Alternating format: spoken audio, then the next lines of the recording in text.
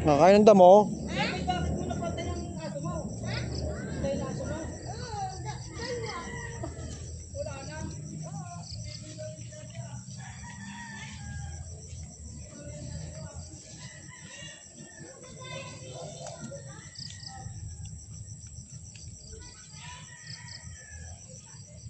Sarap yan.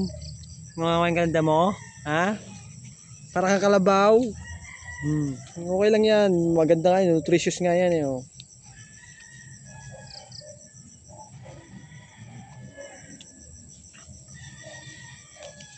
Sarap ba? Kung dati kalabaw lang ang na pinapastor, ngayon pati kalabaw na. Pati aso pinapastor, kakain daw ng damo. Yan, makain ka ng damo. Masarap yan sa kalusugan mo. Hindi lang puro kakarne.